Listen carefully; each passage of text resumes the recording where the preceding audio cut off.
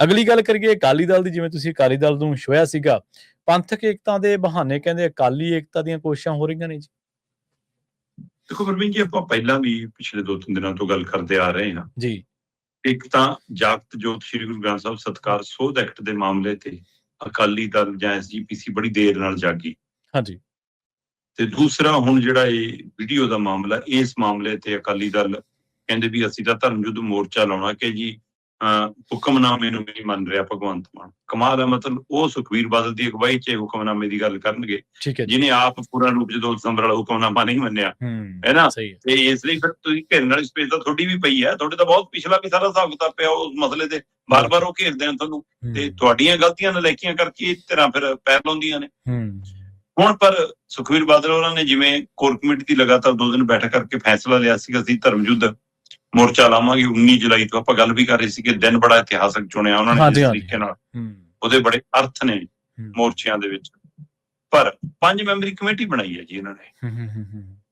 ਉਹ 5 memory committee ਨੂੰ task ਦਿੱਤਾ ਕਿ ਤੁਸੀਂ ਸੰਤ ਸਮਾਜ ਨਾਲ ਵੀ, ਸੰਪਰਦਾਵਾਂ ਨਾਲ ਵੀ, ਸਿੱਖ ਸੰਸਥਾਵਾਂ ਨਾਲ ਵੀ, ਗਰਮ ਖਿਆਲੀ ਠੰਡੇ ਖਿਆਲੀਆਂ ਨਾਲ ਵੀ, ਅਕਾਲੀ ਵੱਖ-ਵੱਖ ਧੜਿਆਂ ਨਾਲ ਵੀ, ਧਿਰਾਂ ਨਾਲ ਵੀ, ਦਲਾਂ ਨਾਲ ਵੀ, ਸਾਰਿਆਂ ਨਾਲ ਰਾਏ ਮਸ਼ਵਰਾ ਕਰਕੇ 19 ਜੁਲਾਈ ਤੱਕ ਉਹਨਾਂ ਨੂੰ ਇੱਕ ਪਲੇਟਫਾਰਮ ਤੇ ਲਿਆਓ, ਤਾਂ ਕਿ ਆਪਾਂ ਇਸ ਮਸਲੇ ਤੇ ਅਕਾਲ ਤਖਤ ਸਾਹਿਬ ਦੇ ਨਾਂ ਹੇਠ ਇਕੱਠੇ ਹੋ ਜਾਈਏ ਕਿ ਦੇਖੋ ਜੀ ਉੱਥੋਂ ਬੇਮੁਖ ਹੋ ਰਹੀ ਹੈ। ਮੈਨੂੰ ਤਾਂ ਪਤਾ ਲੱਗ ਰਿਹਾ ਕਿ ਆਮ ਆਦਮੀ ਪਾਰਟੀ ਨੇ ਪ੍ਰਦਰਸ਼ਨ ਕਰਨ ਦੀ ਤਿਆਰੀ ਕਰ ਲਈ ਕਿ ਜੀ ਸਾਡੇ ਵਰਕਰ ਸੜਕ ਤੇ ਉਤਰ ਕੇ ਪ੍ਰਦਰਸ਼ਨ ਕਰਨਗੇ ਕਿ ਭਗਵੰਤ ਮਾਨ ਨੂੰ ਗਲਤ ਘੇਰਿਆ ਜਾ ਰਹੀ। ਮਤਲਬ ਇਹਦਾ ਮਤਲਬ ਸਿੱਧਾ ਟਕਰਾਅ ਤੁਸੀਂ ਅਕਾਲ ਤਖਤ ਸਾਹਿਬ ਦੇ ਹਵਾਲੇ ਨਾਲ। ਮੈਂ ਕਹਿ ਰਿਹਾ ਕਿ ਜੇ ਤੁਹਾਨੂੰ ਇਹ ਜਥੇਦਾਰ ਪ੍ਰਵਾਨ ਨਹੀਂ ਸੀ ਤਾਂ ਜਨਵਰੀ 'ਚ ਕਿਉਂ ਗਏ? ਸਹੀ ਹੈ ਸਵਾਲ ਤਾਂ ਇਹ ਦੋਹਰਾ ਸਟੈਂਡ ਨਾ ਲਓ। ਜਨਵਰੀ 'ਚ ਤੁਹਾਨੂੰ ਜਥੇਦਾਰ ਲੱਗ ਰਿਹਾ ਸੀ, ਤੁਸੀਂ ਪੇਸ਼ ਹੋ ਗਏ, ਹੁਣ ਤੁਹਾਨੂੰ ਜਥੇਦਾਰ ਨਹੀਂ ਲੱਗ ਰਿਹਾ, ਹੁਣ ਤੁਸੀਂ ਕਹਿ ਰਹੇ ਹੋ ਜੀ ਕਿ ਨਾ ਅਸੀਂ ਨਹੀਂ ਮੰਨਦੇ। ਜੀ ਸਵਾਲ ਤਾਂ ਇਹ। ਤੇ ਜੇ ਇਹਨੂੰ ਰਾਜਨੀਤਿਕ ਤੌਰ ਤੇ ਹੀ ਵਰਤਣਾ ਸੀ, ਤੁਹਾਡੇ ਕੋਲ ਚੰਗਾ ਮੌਕਾ ਸੀ। ਤੁਸੀਂ ਕਹਿੰਦੇ ਵੀ ਅਸੀਂ ਹੈ ਨਹੀਂ ਗੇ ਉਸ ਵੀਡੀਓ 'ਚ, ਮੈਂ ਹੈ ਨਹੀਂ ਗਾ ਉਸ ਵੀਡੀਓ 'ਚ, ਮੇਰੇ ਖਿਲਾਫ ਝੂਠ ਬੋਲਿਆ ਜਾ ਰਿਹਾ, ਪਰ ਅਕਾਲ ਤਖਤ ਸਾਹਿਬ ਤੋਂ ਸੁਨੇਹਾ ਆਇਆ ਇਸ ਲਈ ਮੈਂ ਨਿਮ ਕੇ ਜਾਊਂਗਾ ਜੀ। ਸਹੀ ਤੁਸੀਂ ਵੱਡੇ ਹੋ ਜਾਂਦੇ। ਚਲੋ, ਪਰ ਉਹ ਕਹਿੰਦੇ ਉਹਨਾਂ ਨੇ ਟਕਰਾਉਣਾ ਹੈ ਤੇ ਅਕਾਲੀ ਦਲ ਕਹਿੰਦੇ ਵੀ ਅਸੀਂ ਇਹਦਾ ਟੱਕਰੇ ਦਾ ਸਾਹਮਣਾ ਕਰਾਂਗੇ ਜੀ। ਹੁਣ ਇਹਦੇ ਵਿੱਚੋਂ ਜਿਹੜੀ 5 ਮੈਂਬਰੀ ਕਮੇਟੀ ਹੈ ਉਹ ਵੱਖ-ਵੱਖ ਧਿਰਾਂ ਕੋਲ ਜਾਊਗੀ। ਹੁਣ ਧਿਰਾਂ ਕਹਿੰਦੀਆਂ ਵੀ ਮੀਟਿੰਗ ਤੁਸੀਂ ਆਪਣੀ ਕੋਰ ਕਮੇਟੀ ਦੀ ਕੀਤੀ, ਫੈਸਲਾ ਤੁਸੀਂ ਆਪ ਲਿਆ, ਤੁਹਾਡੇ ਬੈਨਰ ਹੇਠ 19 ਜੁਲਾਈ ਦੀ ਪ੍ਰਦਰਸ਼ਨ ਦੀ ਤਿਆਰੀ ਹੋਈ ਜੀ, ਹੈ ਨਾ, ਤੇ ਫਿਰ ਸਾਨੂੰ ਕਿਉਂ ਸੱਦਦੇ? ਕਰ ਲਓ ਆਪੇ ਜੀ। ਜਾਂ ਤਾਂ ਤੁਸੀਂ ਸਾਨੂੰ ਪਹਿਲਾਂ ਮੀਟਿੰਗਾਂ 'ਚ ਸੱਦਿਆ ਹੁੰਦਾ, ਸਾਡੇ ਨਾਲ ਰਾਏ ਕਰਕੇ ਇੱਕ ਸਾਂਝਾ ਪ੍ਰੋਗਰਾਮ ਸਾਂਝੀਆਂ ਧਿਰਾਂ ਨੇ ਲਾਣਿਆ ਹੁੰਦਾ। ਪ੍ਰੋਗਰਾਮ ਤੁਹਾਡਾ, ਤੁਸੀਂ ਸਾਨੂੰ ਕਹਿੰਦੇ ਹੋ ਆ ਕੇ ਸ਼ਾਮਲ ਹੋ ਜਾਓ। ਬੇਸ਼ੱਕ ਸੁਖਬੀਰ ਬਾਦਲ ਨੇ ਕਿਹਾ ਮੈਂ ਪਿੱਛੇ ਬਹਿ ਜਾਊਂਗਾ ਜੀ, ਤੁਸੀਂ ਅਗਵਾਈ ਕਰੋ, ਸਾਰੇ ਆ ਜਾਣ, ਹੈ ਨਾ।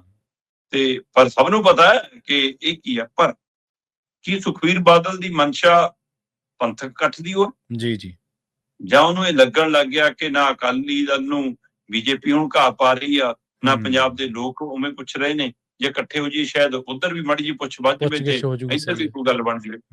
ਸੋ ਕੀ ਇਹ ਕੋਸ਼ਿਸ਼ਾਂ ਨੇ ਇਸ ਬਾਰੇ ਕਿ ਇੱਕ ਵਾਰ ਇੱਕ ਪਲੇਟਫਾਰਮ ਤੇ ਆਉਣ, ਫਿਰ ਆਪਾਂ ਅਗਲੀ ਗੱਲ ਤੋਰ ਲਾਂਗੇ।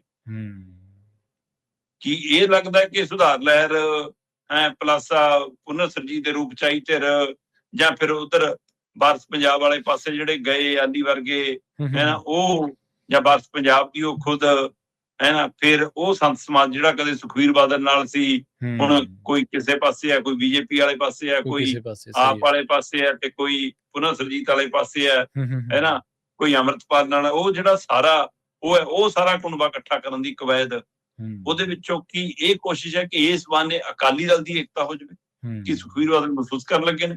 ਫਿਰ ਜਿਹੜਾ ਇਹ ਨੁਕਤਾ ਖੜਾ ਹੈ ਕਿ ਜੀ ਸੁਖਬੀਰ ਬਾਦਲ ਲਾਂਭੇ ਹੋ ਜਾਣ ਇੱਕ ਵਾਰ, ਬਾਅਦ ਚੋਂ ਦੇਖਾਂਗੇ ਕਿ ਉਸ ਉੱਤੇ ਆਉਣਗੇ। ਸਹੀ ਹੈ ਕਿ 19 ਜੁਲਾਈ ਤੋਂ ਪਹਿਲਾਂ ਆਪ ਹੁਕਮਨਾਮਾ ਮੰਨਣਗੇ 2 ਦਸੰਬਰ ਵਾਲਾ। ਸੋ ਇਹ ਦੇਖਣ ਵਾਲੀ ਗੱਲ ਹੈ। ਪਰ ਅਕਾਲੀ ਦਲ ਦੀ ਮਨਸ਼ਾ ਇੱਥੋਂ ਚੱਲ ਰਹੀ ਹੈ ਕਿ ਉਹਨਾਂ ਨੂੰ ਸਮਝ ਆ ਗਈ ਜੀ ਕਿ ਸਾਡੀ ਗੱਲ ਨਹੀਂ ਬਣ ਰਹੀ, ਇਸ ਲਈ ਸਾਨੂੰ ਇਕੱਠ ਤੋਂ ਬਿਨਾਂ, ਏਕੇ ਤੋਂ ਬਿਨਾਂ ਨਹੀਂ ਸਾਡੀਆਂ ਕੋਸ਼ਿਸ਼ਾਂ ਪੰਥਕ ਏਕਤਾ ਦੇ ਬਹਾਨੇ ਅਕਾਲੀ ਏਕਤਾ ਦੀਆਂ ਸੰਭਾਵਨਾਵਾਂ ਜ਼ਿਆਦਾ ਲੱਗਦੀਆਂ ਨੇ।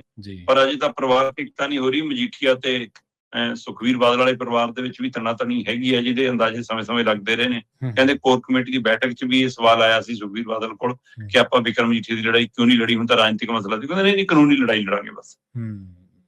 ਜੀ, ਸਹੀ ਹੈ।